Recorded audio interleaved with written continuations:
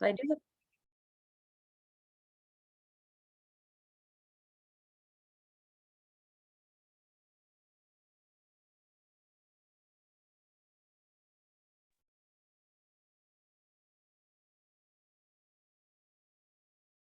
Hi, everybody. Thanks for joining us today. We'll go ahead and get started in several minutes.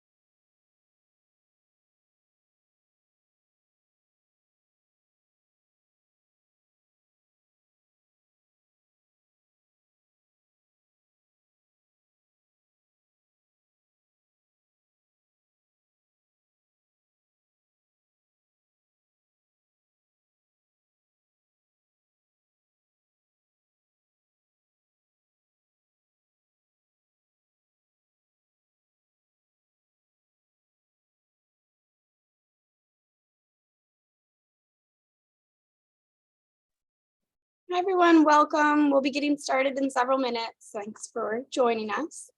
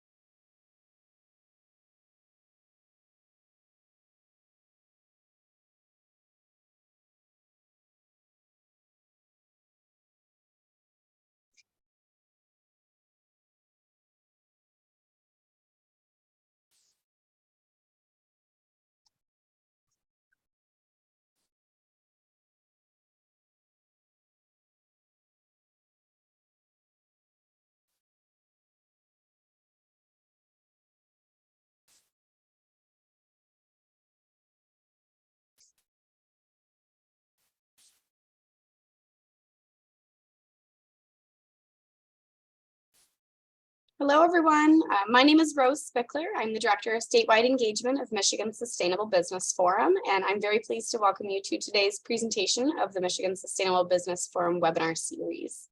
For those that are not familiar with our organization, the forum is a collaboration of businesses and institutions dedicated to promoting practices that advance climate leadership, social justice, and the creation of a circular economy. We host events and programs throughout the state, including this monthly Michigan Sustainable Business Forum webinar series. This program is sponsored by Shupan with additional support from Foresight Management. We do have a couple of events coming up in the next few weeks. Our next MISBF webinar will be on January 17th at 10 a.m. on food systems and climate action in the Great Lakes region. Free registration for this event will be linked in the chat. And we also have a Michigan Sustainable Business Forum Great Lakes Bay event, in which we'll be hosting a sustainability happy hour on February 22nd at 3 o'clock at Oracle Brewing in Saginaw, Michigan. More details about that event will be found at misbf.org. Please do consider becoming a member of the forum. If you're already a corporate or institutional member of one of our regional programs, a professional MISBF membership is complimentary. If not, you can become a professional member today for only $50. Now I'd like to introduce our program for today, Fun as a Renewable Energy Source for Your Organization. For our attendees, please note that you can share thoughts and questions with the panelists or all attendees through the chat function. We will have time at the end of the presentation for open questions and answers.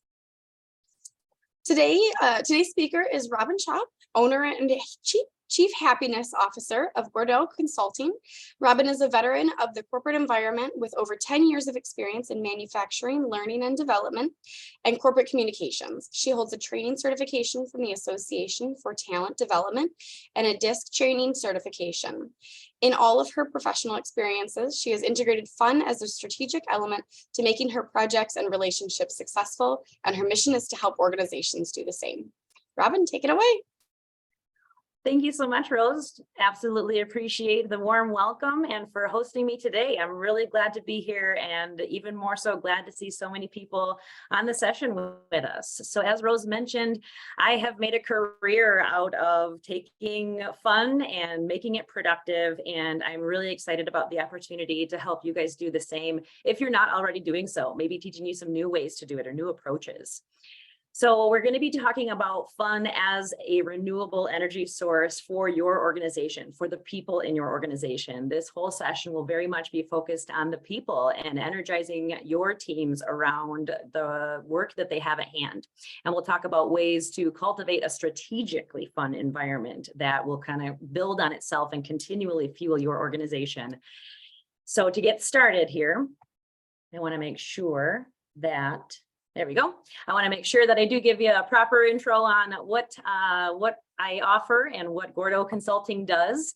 Gordeaux Consulting offers training and consulting that supports strategic fun and strategically fun environments through a couple different things.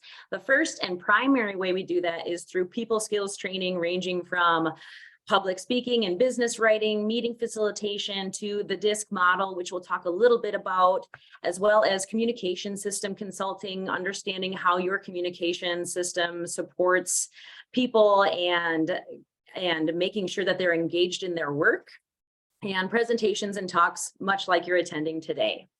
So thanks again for being here. To get started, to get everybody thinking about the topic here, I would love for you to enter into the chat what comes to mind for you when you hear the term fun at work.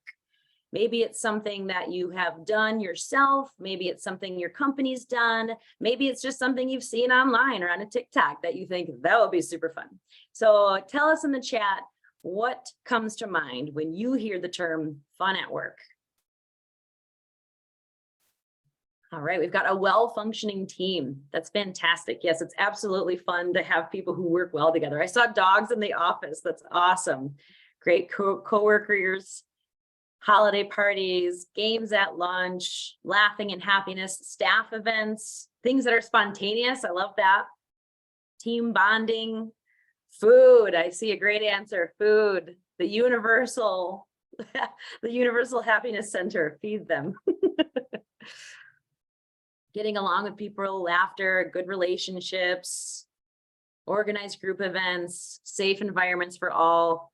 Yes, I'm seeing a lot of things that we will be talking about in this session. And so we'll be weaving those things together because they really are all important parts of a holistically fun working environment that not only fuels people as individuals, but teams as groups and organizations as larger entities. So lots of great answers here. Oh, challenging tasks. I love it. No micromanaging and freedom. Seeing a huge variety of answers. That's fantastic. Thank you, guys.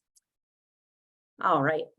So a few of those absolutely overlap with job duties, because I'm going to begin to start making a distinction between things that are fun at work and ways to have fun in your work. And when you're having fun in your work, it means you're having fun with your job duties. So I'm seeing some of them absolutely contribute to that. So challenging tasks, having freedom to work the way you want, projects to work on that are enjoyable, purpose, lots of things that are related to your actual job duties. So that's fantastic. That's what we'll spend most of the time talking about today. But a lot of people did have in the chat there some answers that are very classic examples of fun at work. And so as we explore this topic and redefine it, I want to first go to the operative word here, which is fun.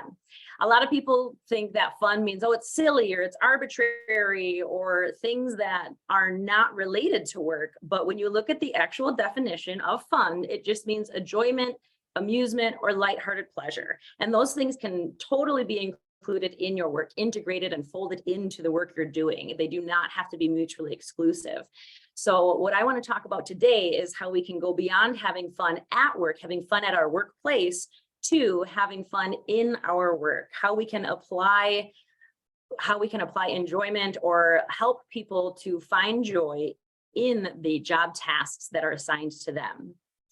Because I do feel that fun is an under-recognized business value. I think recently we have seen an upsurge in people looking for those positive work environments, and that having a fun work environment is important. We're seeing more of that, but it's my mission to make sure that everybody knows that, yes, you should foster a positive work environment where people can find joy and purpose. So let's get this to be a 100% recognized business value, because there is reason behind it.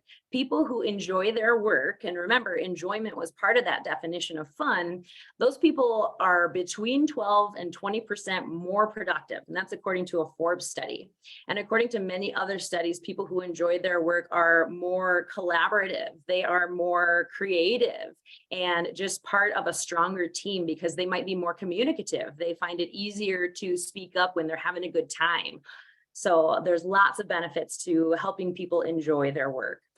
People who enjoy their work are also healthier physically and mentally. So if people are healthier physically and mentally, they're not going to call in sick as much, whether they're physically sick or just emotionally tapped out and need to take a personal day. When people are energized by their work and find joy in each work day, they want to go in. They don't want to find an excuse to not go in. And it will also help reduce healthcare costs, which are wild. And the more you can help people to stay healthy proactively through things they do with their day, mentally and physically healthy, the better. And then 1 in 3 people cite boredom, according to a Gallup study, as the main reason they would leave their job. All of these are certainly interweaved with other supporting reasons, but I'm sure you've felt it. I know I have felt it, where when you are ready to leave a job, you're not looking into what you're doing. You are bored and you're looking for something that might be more of a challenge. Somebody mentioned that in the chat. We as humans naturally want to grow, and so we look for challenges. So today's labor market is looking for not only fair wages and making sure that they are compensated for the work that they do, but they are more so looking for workplace cultures where they do feel like they can be themselves, lean into their own strengths, and have their strengths contribute to an organization's success. That's going to help them feel fulfilled, like their work matters, and it helps them feel better about what they're doing and do better at what they're doing. So to kind of explain this notion of a holistic approach to fun at work, I have a model, a very basic model that has 3 parts to it. There's 3 kind of types of fun at work that I'll mention, and we'll be focusing on one of them today. But the type of fun that I have at the bottom, or maybe the foundation of this model for workplace fun or hierarchy of workplace fun, is organic fun. Organic fun is stuff that happens at work that's sparked by someone who has no responsibility over creating a positive team dynamic or a good workplace culture. So it's not a leader, it's maybe just somebody who is part of the team and who likes to cook and brings in things, or maybe they like to hunt and they bring in treats for coworkers, venison jerky or what have you, or maybe it's jokes, things like that.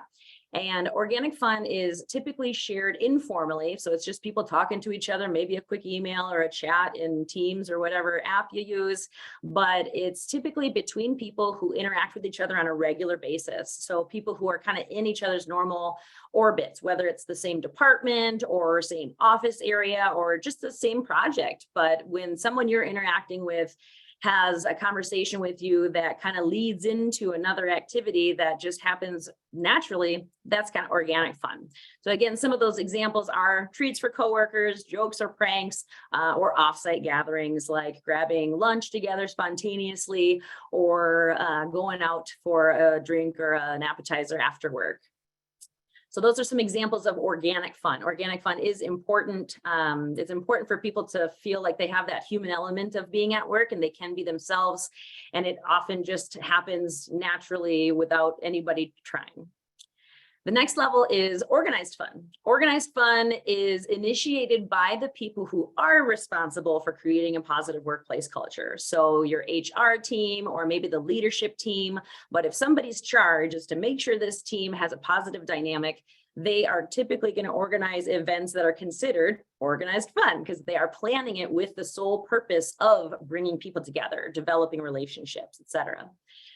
So you can tell something's organized fun because it will likely come from some communication that is not only sent sort of on behalf of the company, but it's going to be sent widely. Whereas organic fun is kind of informal and it just happens between the people who are naturally interacting with each other. Organized fun is going to be presented to the entire organization as an opportunity to bring everybody together.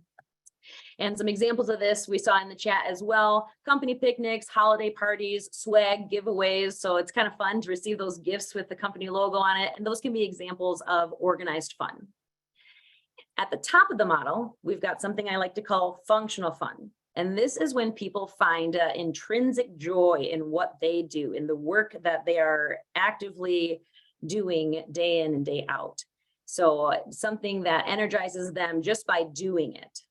And we'll talk more about this, but I want to recap real quickly what each type of fun does for you. So organic fun does a great job of fostering appreciation for people. It is something that does happen naturally again, but it mostly is going to benefit the group because it helps people with those team bonds.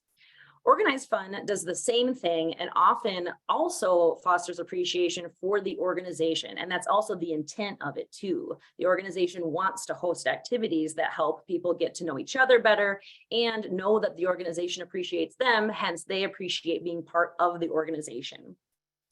Functional fun goes beyond that and fosters personal investment in the job tasks that can continually renew as they do those job tasks. So therein, we kind of find that distinction between fun at work with the organized fun and the organic fun, and the fun in work, which is more of that functional fun. So you're taking that fun and you're using that to drive productivity with the actual job task someone is doing.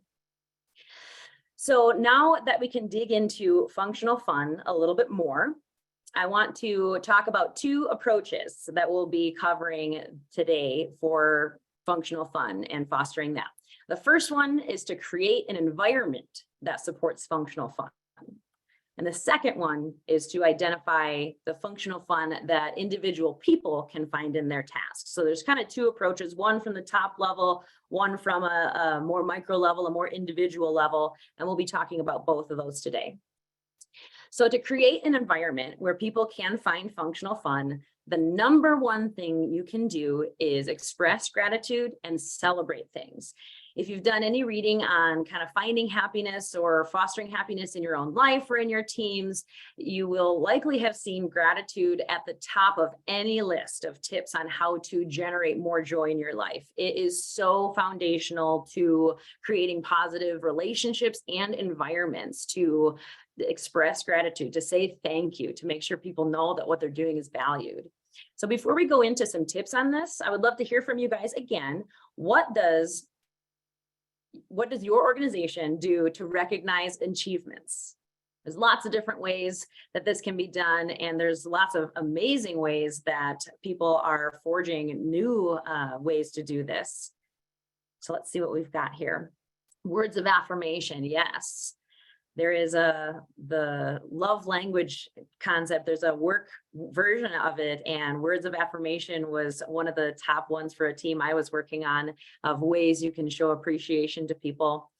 So just saying thank yous, spot awards, or any other type of award is a great way to recognize achievements, whether it's an annual thing or something that happens when someone reaches a certain threshold of achievement. Staff meetings, years of service awards. Staff meetings are great options too, because it can go beyond just a message and email. It can really create a conversation. Yeah, seeing lots more of the shout outs during meetings, work anniversary gifts.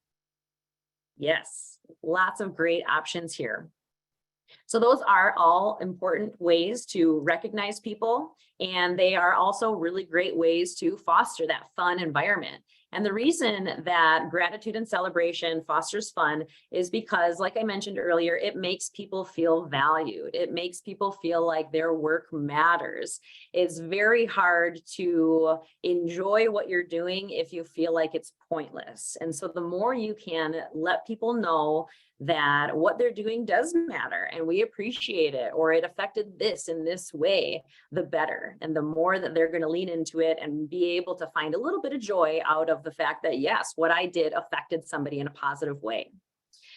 The other great thing that gratitude and celebration, especially when you're sharing, so maybe more public celebration, the thing that public celebration is going to do for you is model those desired behaviors. So when you have someone who is nailing it, you want to describe what they did, the scenario they did it in, because when you celebrate that publicly, it shows people, hey, this is the example, this is, and if you can explain how it contributes to the company's mission, they can understand this is why it's desired, this is how it's going to help us all accomplish more. So you're taking that opportunity to describe a behavior that is the thing you want to see more of. And if you can celebrate that, it just makes it really clear to everybody that that's what you want them to be engaging in and doing.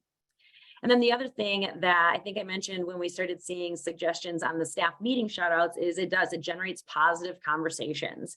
The more you can share about what people are doing that works, the more people talk about other things that might work, or just additional shout outs or pats on the back. So it's just generating more positive conversations that contribute to a more fun workplace.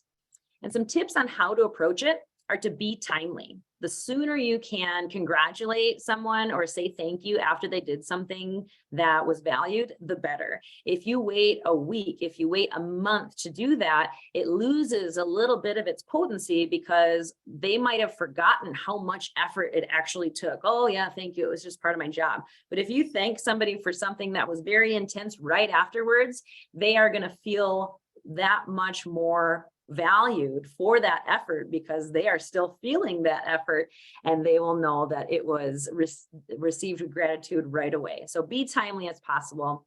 Also be as specific as possible.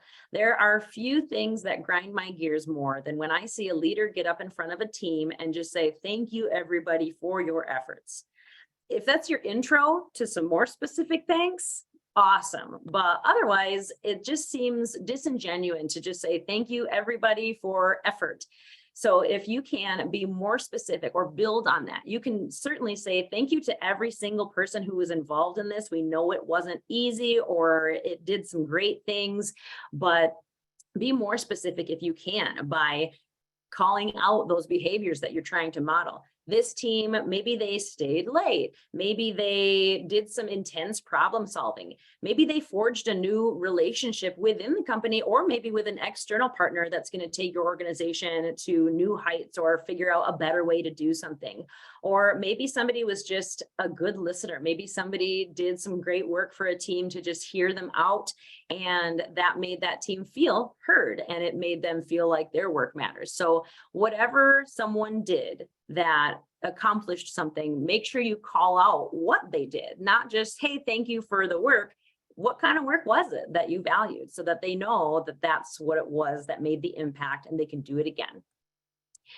And the other thing I want to encourage you to do is encourage other people at your organization, no matter their level, to engage in that gratitude. A lot of people think that, well, if I'm not the manager, I might not be able to speak up in a meeting, but you want to make sure everybody feels comfortable either sending a message to somebody or just tapping them on the back. Make sure that people feel comfortable going across work groups or silos. Make sure you're not encouraging people to only interact with people on your team. Encourage people to reach out and connect with people, even if they're not on their team. So the second way that you can create an environment for functional fun to go beyond gratitude and celebration is to focus on growth and development. So growth and development are important parts of creating a fun work environment because it goes beyond people feeling valued for what they do, and it helps foster a sense of purpose. So the more someone feels like what they're doing is valued, the more it makes sense for them to want to get better at it. If you feel like your work doesn't matter, well, why would I want to spend time getting better at it or working on it if it doesn't really matter? So if you lay a foundation of gratitude to show someone that what you're doing is super important, that will be easier to get them engaged in some sort of development opportunity to get better at any part of their job, even if it's a deficiency. You can encourage someone in a very positive way to work on that. So this one's kind of an obvious one, but it does promote expertise and skill, which who doesn't want to be good at what they do? Some people are truly motivated by gaining expertise, and we'll talk about that in a little bit, but people do, they find it fun to be good at something. And then this one's also fairly self-explanatory, but it's just going to strengthen everybody's performance. And I believe we even saw that in the chat for one of the things that people find fun about work is when people do well together, when you're on a strong team that does good work together. So the more individuals can strengthen what they're doing, the team can strengthen what they're doing, and people can find joy in the fact that their team's doing well, that they're making an impact, that they're achieving. So some ways to go about this are to pair that development opportunity with an area of interest. So if you know that an employee or a team member has a particular area of interest within their job role, try to pair their development opportunities with that area of interest. It may not only help them find more energy to do that, but they will be in a better position to help others at the company to also learn how to do that. And they may reach people better because they work with them, they work alongside them. And if they have that area of interest, they'll naturally get excited about it, and they won't mind being able to share. They might not mind being able to share more about what they learned and how other people can also develop that skill. So also focus on the opportunities. I mentioned, even if it's a deficiency, it's worth leaning into, because if somebody knows that the work is valuable, they won't mind knowing that they have an area where they can focus on to get better at it. So rather than saying, you're not good at this, you need to get better at that, you can instead phrase it as an opportunity. The work you do is really important, and you do an amazing job at these things.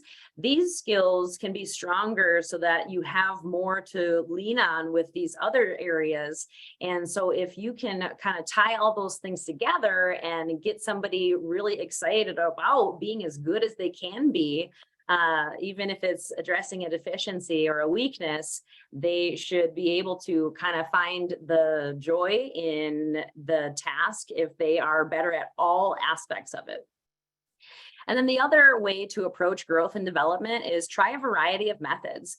There are certainly offsite training experiences, certifications that are really robust ways at improving or elevating somebody's skill level, and they are pretty fun. I don't know if you've ever been in an offsite, several day training thing, but it's kind of fun to be out of your normal work environment, engaging with other people who are maybe at different organizations, but doing the same thing. And so you kind of learn, like, I'm not alone. I may be the only person in my company who does this, but there's lots of other people experiencing the same stressors and the same excitement over some of these things that I work on. So putting someone out into the wild to go learn something and bring back that expertise is a great way to handle training and development, but it is also really costly sometimes, and it takes time out of production work or production time.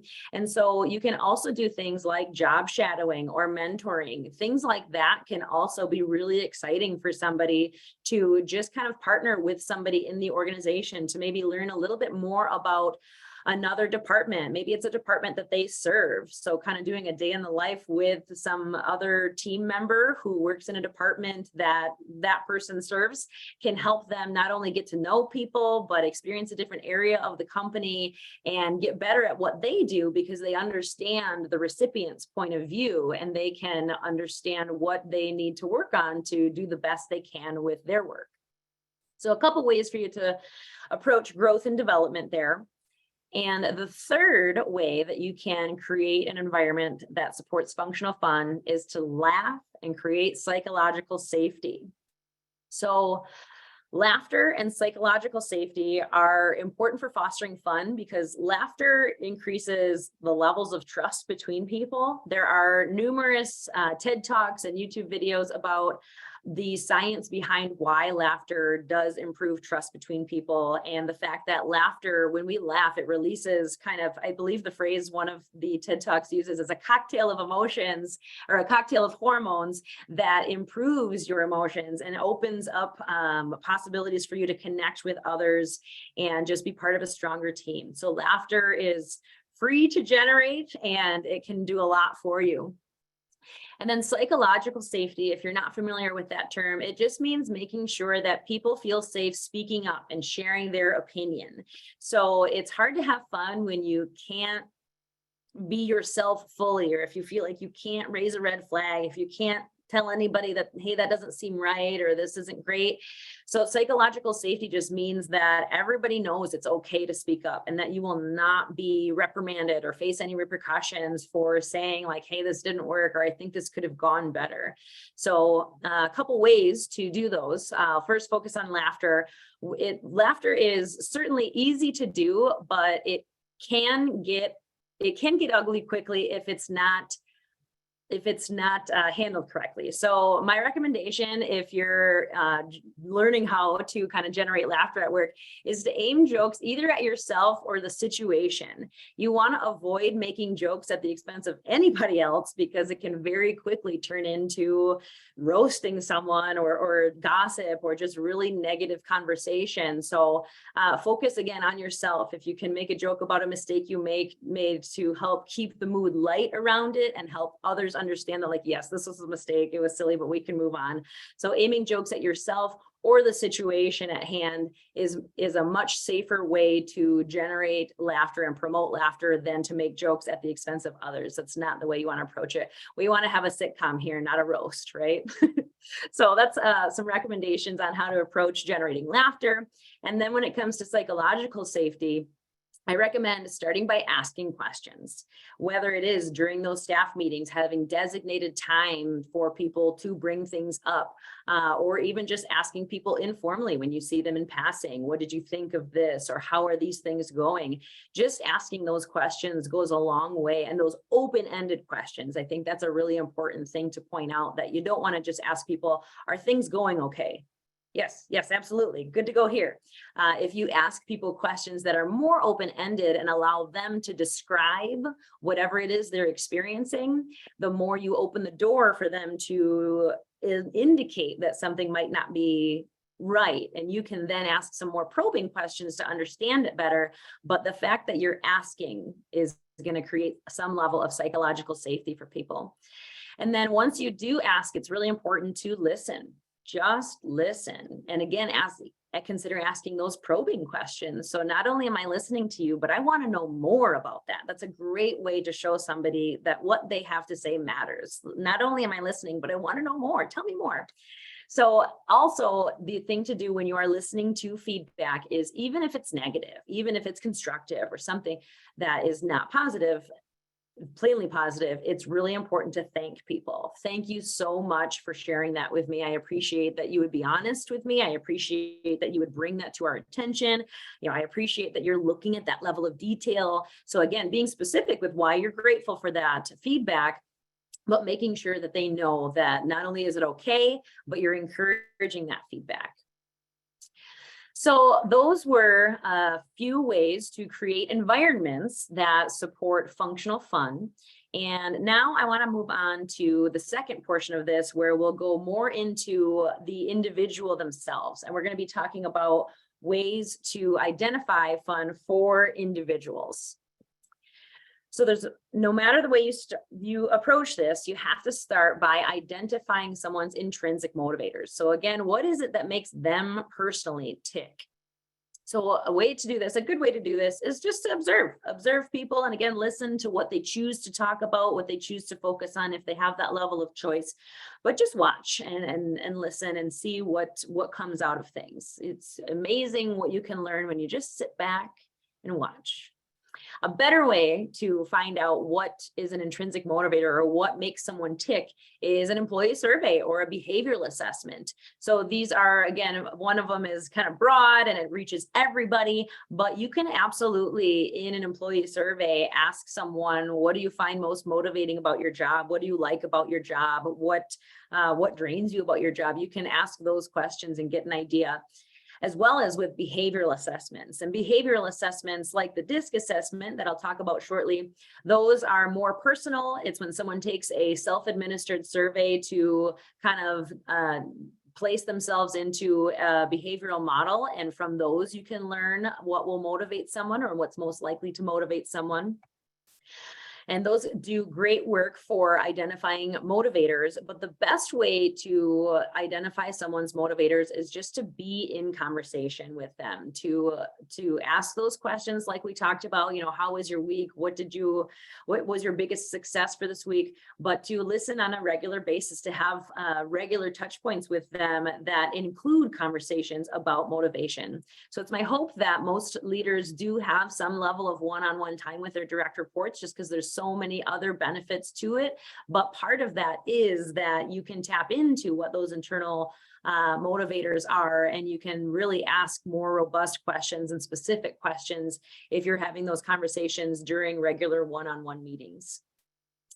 So I talked about behavioral models for identifying intrinsic motivators, and the DISC model is what Gordeaux Consulting uses. And I love the DISC model because it is a little more accessible than some of the other tools out there. All of the tools, I think, do great work for helping people understand themselves and work better with other people. But the DISC model to me is a very simplified and easily digestible model that has several levels of learning around how your style engages with different levels of work and different types of leadership or different types of things that you may do. So if you're unfamiliar with the DISC model, it just outlines 4 basic styles of communication and working. D stands for dominance, and people with the D style tend to be fast-paced and outspoken and driven. And people with that D style are often motivated by power and authority or competition or winning. So you'll often find people in the D style in leadership positions, not because someone with the D style is the only type of style that can be a good manager, but more so because people with that D style want the leadership roles. People with other styles absolutely are and can be great leaders, but we often see lots of leaders in the D style because that style typically just is motivated by being in a position where they can have some authority. But that's a little bit about someone with the D style and what motivates them. People with the I style, and someone with the I style, that stands for influence. And people with the I style are also fast-paced, just like the D style, but that rather than being motivated by challenge or winning, they are people-oriented. So they're motivated by social recognition, public recognition, or group activities, things that put them in contact with others, as well as friendly relationships. So someone with that I style is going to be really energized by activities like going to some kind of community event where they're representing the company and they can interact with people quite a bit. or celebrations or newsletter articles. Those kinds of things really energize someone with the I style. S stands for steadiness, and someone with that steadiness style is also people focused, like someone with the I style, but they are less fast paced. They are more moderately paced and a little more slow to speak up. So someone with that steadiness style, they're going to be more motivated by stable environments and how they can contribute to that.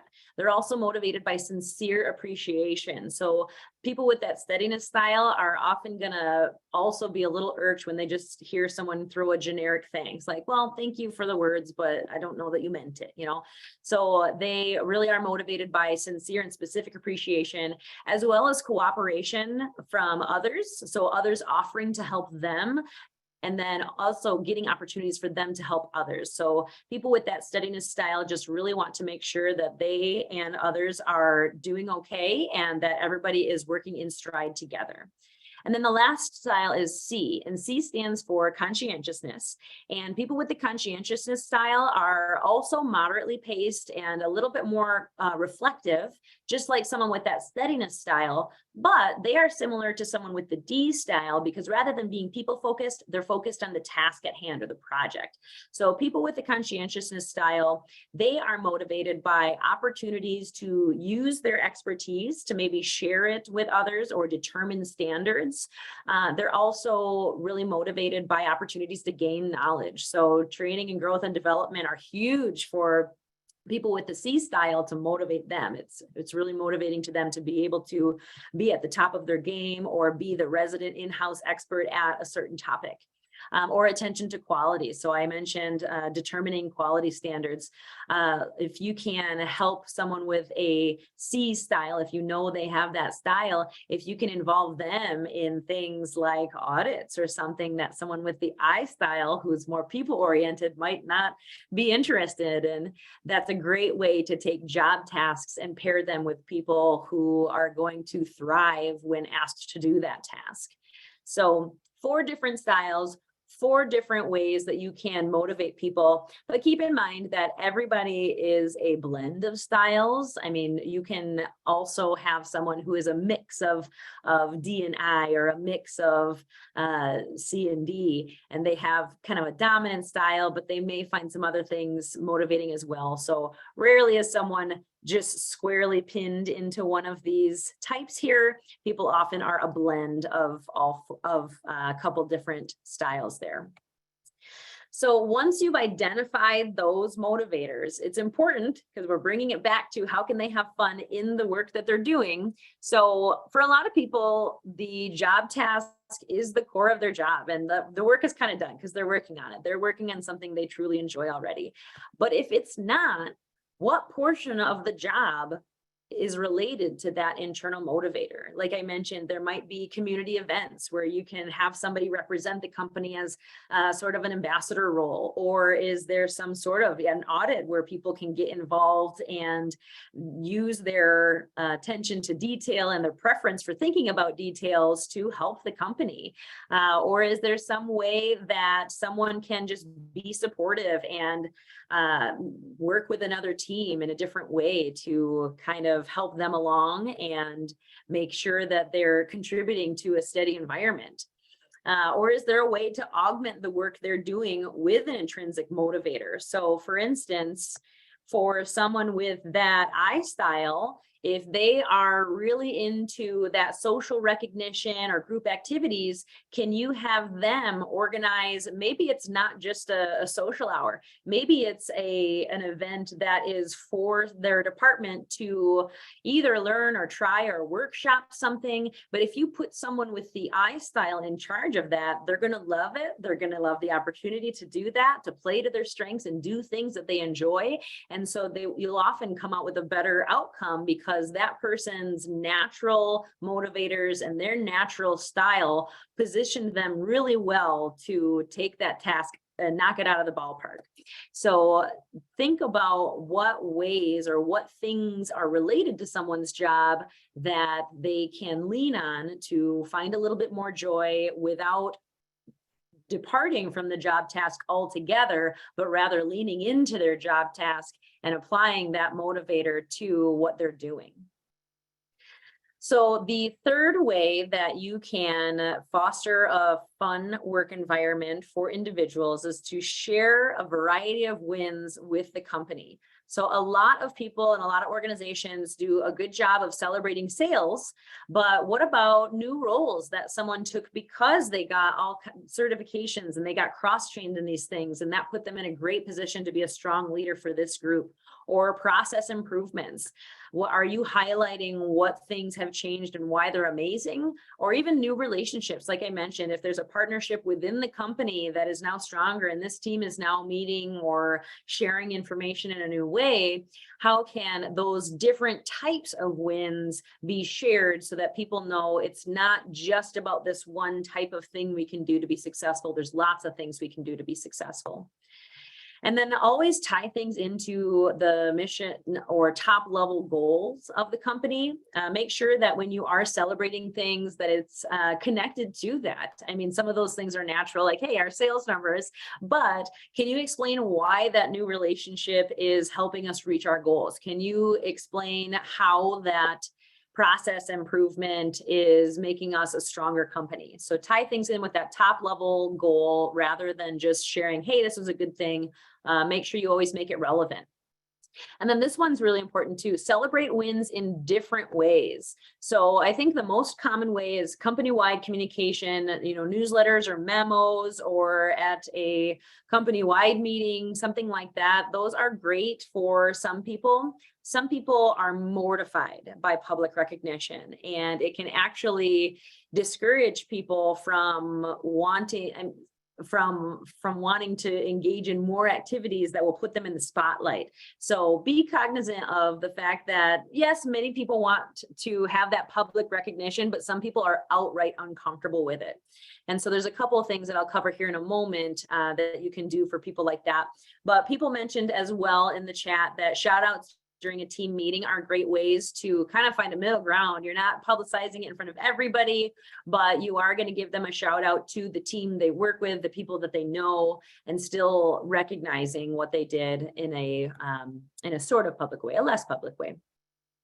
And then another thing you can do that will probably work better for somebody who is extremely shy or just uncomfortable with being in the limelight is personalized notes. Even if it's an email or a note that you leave on their desk, if people do work together in person, phone calls, or notes, maybe different types of notes, but phone calls, or even drive-by pat on the back where you're just stopping by their desk. Hey, I heard about that thing you did.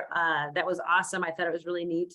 Or even asking a leader to stop by or send an email. I worked for a company where the CEO would learn about things that people did, and he would send just a private personal email to that person to thank them for what they were doing. And he would thank people for things ranging from those process improvements to, hey, I see you post a lot about our company on social media. Thank you. That's great to have people like you on our team who are willing to do that from your Facebook account rather than the company's. So personalized notes can really go a long way, especially if it's from a leader. And then the other thing you can do is one-on-one time with a leader, whether you are the leader or you can ask another leader to spend some time with somebody, whether it's lunch or coffee. That can often be a really good motivator. I know somebody mentioned, the words of affirmation as a form of appreciation at work, one of those appreciation languages, but quality time is another love language or a work appreciation language. And having quality time with somebody can go a long way for motivating them and making them feel extra valued. So those are the two approaches that I had for you on creating environments that are functionally fun and things that will help your team to continually energize around what they're doing. So you can create an environment where people can tap into what they like doing and can feel celebrated for it. And you can also work to identify people's individual styles and what may motivate them as an individual person. So before we wrap up, I do want to ask for one more engagement in the chat. And I'm curious if you learned anything today that you can exercise today, that you can bring back to work after you log off from this meeting to start fostering a more strategically fun work environment, one that continually renews the energy in what people are doing.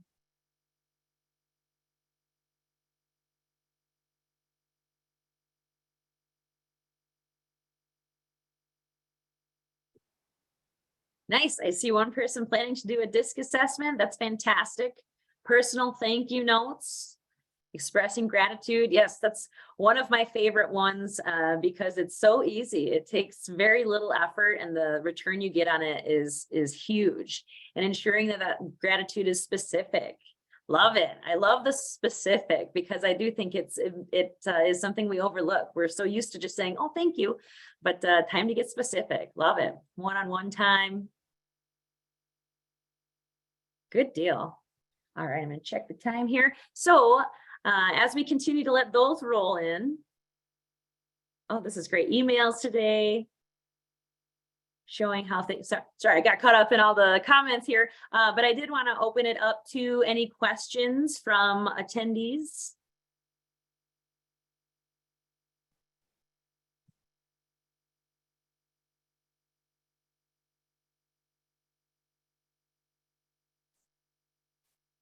If you have any questions at all for Robin, just throw them in the chat or the question and answer function. We can read them off. Awesome.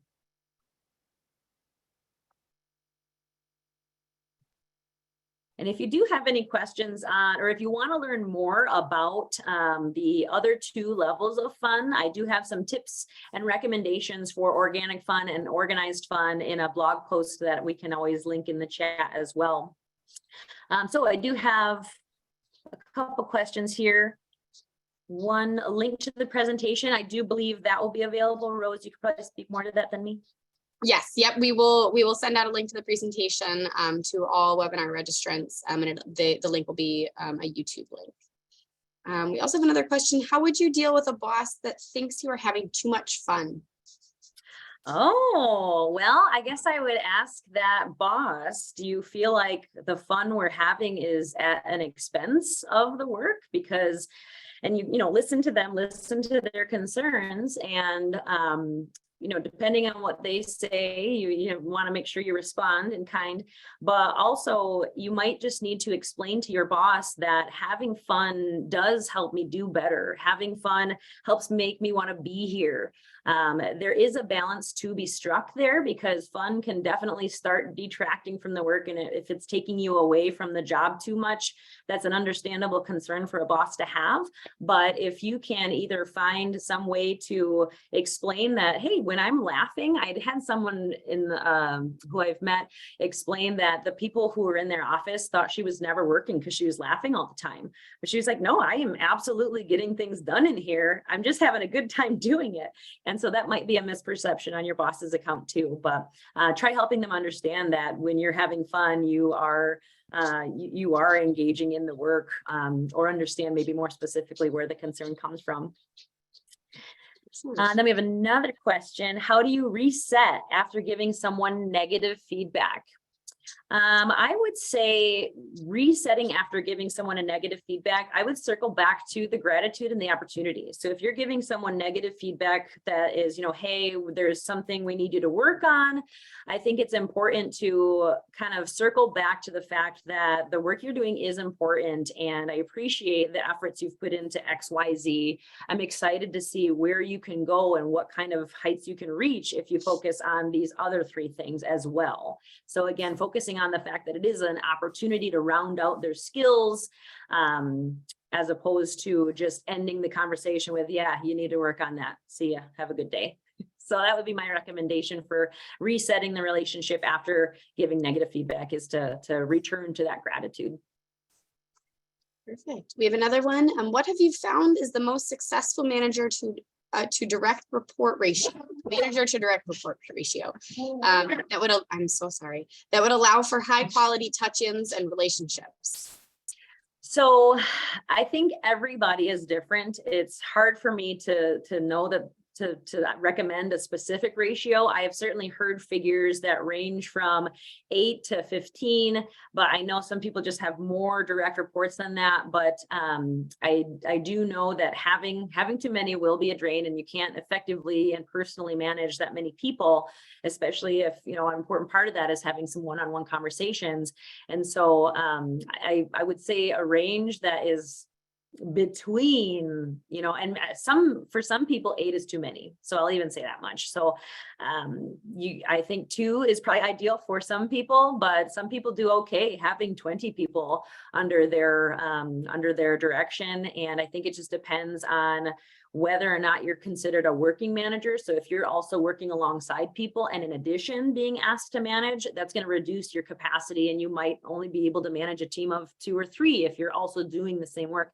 However, if your explicit role is only on managing the team and maybe scheduling or whatnot, that's going to give you a little bit more capacity to meet with more people and to pay attention to more people.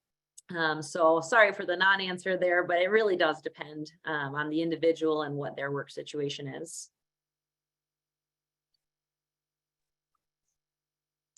More questions?